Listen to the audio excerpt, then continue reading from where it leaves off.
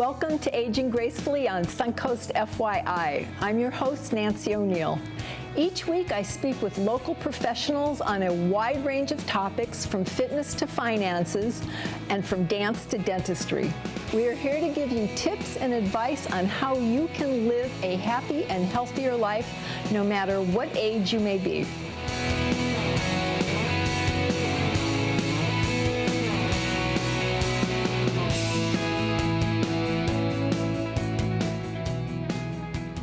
If you're thinking about getting dental implants, there's a lot you need to know. Telling us all about implant dentistry, we're joined by Dr. Adam Still with Smile Sarasota. Yes, implants. How long have those been around, implants? Well, the technology involved with placing implants has been around for 40 plus years probably, but it's becoming more and more mainstream as time goes on, and we're seeing it kind of the number one go-to option for missing teeth at this point. Okay, so what are dental implants? And let's start with that. What are dental implants? Well, when in a situation where someone loses a tooth for whatever reason, whether it be a decay, fracture, or gum disease, or whatever caused you to lose the tooth, a dental implant is an option where we're able to, once we take the tooth out, we place the implant, which you can think of as like a titanium screw that would go down into the bone, and that's going to replace the root of the tooth.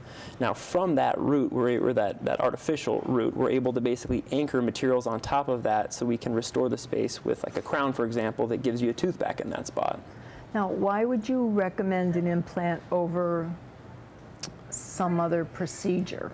Well, is that the last place to go, or how do you determine not necessarily. There are other options that you can do besides an implant. One option, for example, would be to place a bridge. So let's say the tooth is lost. In order to do a bridge, you would prepare the tooth on each side, and then we would cement a bridge in. Think of it as almost like 3 crowns in a row that are linked together. They would cement over those abutments. And from that, you have a prosthetic tooth in the middle that fills in the space. Okay. Another option would be to have a removable appliance made, like a partial denture, for example, where it would be made of like denture, acrylic, and actual metal as well.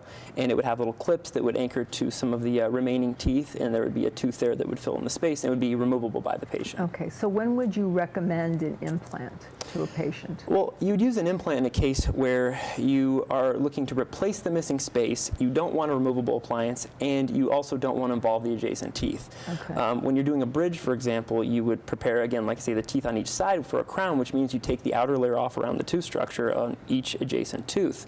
Okay. With an implant, we're able to be more conservative with tooth structure because we're not touching those teeth. We're just restoring the spot by itself. Right. It's also a huge advantage of someone who doesn't want something that's be able to take in and out of their mouth as well. So those would be the alternatives: a bridge, or something removable.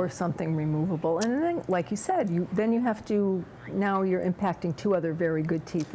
There's nothing wrong with exactly. them. So that's where that would make sense to me. If right. you're only going to take, that 1 tooth and not impact 3. So exactly. I like that. Advantages, disadvantages to implants. Well, as far as advantages go, it's some of what we just talked about, being, Sure. the conservation of tooth structure. Another thing I like about it is that it's cleansability. When we involve a bridge, we're connecting multiple teeth together, which makes it harder to clean around. Whereas with an implant, you can think of it as like a natural tooth at that point. You can brush and floss on each side. It's more of a natural feel to it. Another thing I like about implants is that it conserves the bone in that area. If we're taking a tooth out and we're placing either a removable appliance or we're placing a bridge over it, the bone around the extraction site will resorb down, and it'll end up you'll lose more jawbone in that area, in that spot. Whereas if an implant's placed in there, it'll actually retain the bone in that area. Okay.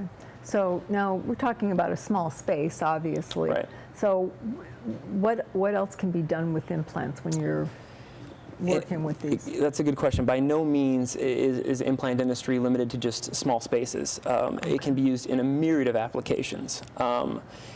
Some of my favorite ones are where we're replacing entire mouths of lost teeth, whether it be missing all of your upper and lower teeth, or maybe you're just missing your upper, or you're just missing your lower teeth.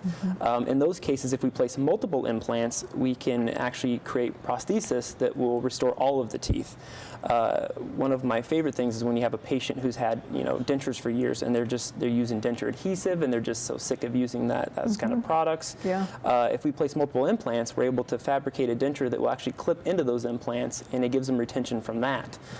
They still are able to take the appliance in and out, but it's kind of at their discretion, and it's more comfortable to them. Okay. Another option that's similar to that, but say you've got a denture patient that doesn't want to have it removable anymore, if we place multiple implants, in those cases, we can fabricate a much smaller version of a denture that will actually screw into the implants, and it stays in permanently, so the patient doesn't take it out anymore.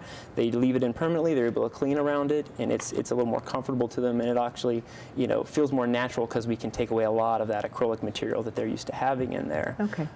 One final question before we close today.